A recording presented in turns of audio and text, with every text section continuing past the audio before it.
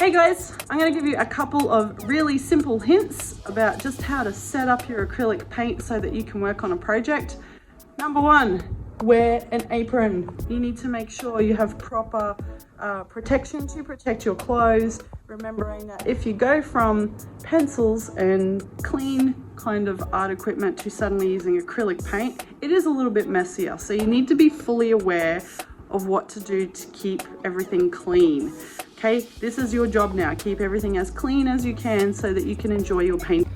Okay, we have a whole bunch of acrylic paints here and they're not easy to pour and you can make a mess. So the first thing you need to do is get yourself a palette. So you could use a palette like this.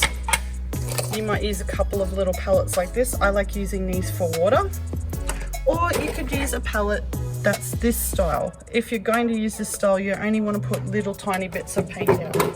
Okay, when you're ready to mix your paints, it's really important that you realize that there is more than one type of color. If you have a look at this, we have a cool yellow, but also a warm yellow. If you mix these with other colors, they're going to produce different shades. Cool red, cool blue, warm blue. Your absolute favorite color will be white. You can see this is very, very well used.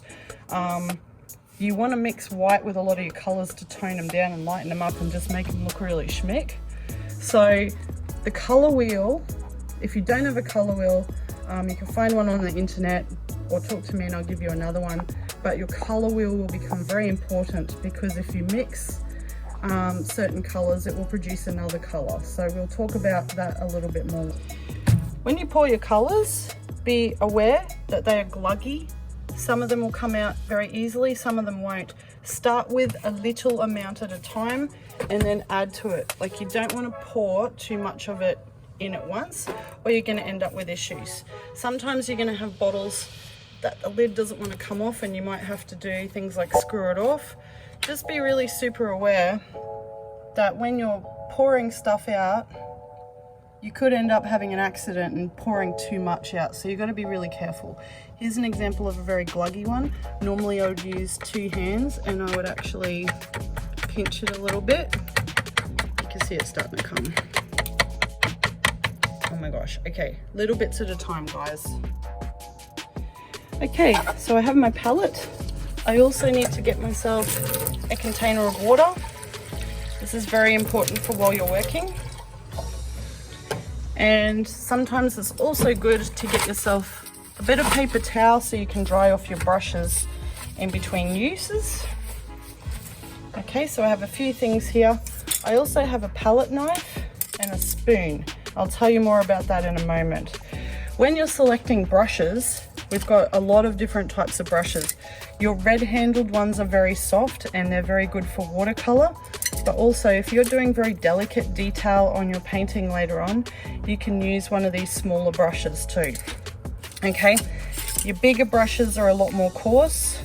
This is still soft though, and it's really good for laying on the background of your painting. So I'll show you that too. So grab a little selection of brushes.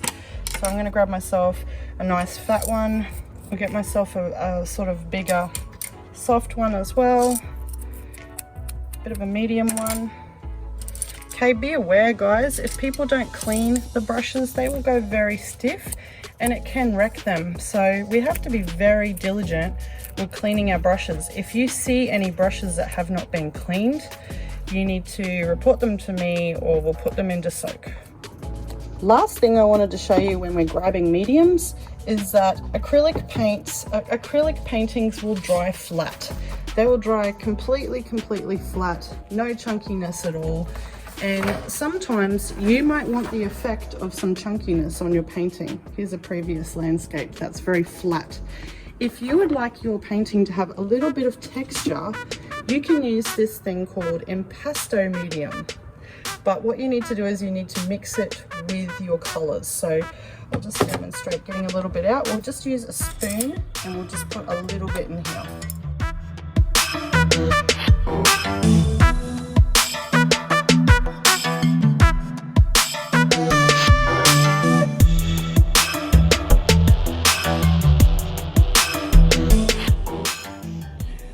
begin painting, it's really important that you actually look after your brush as well.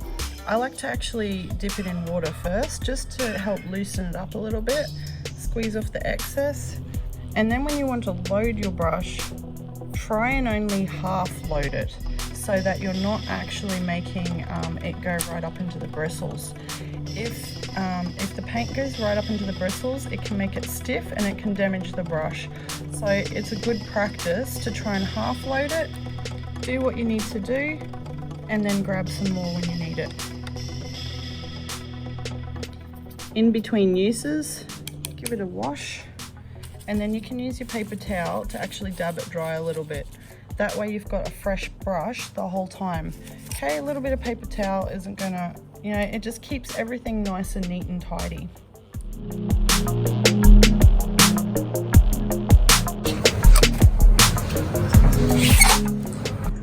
When you are finished painting and you want to keep your paint, you'll just glad wrap up your little palette.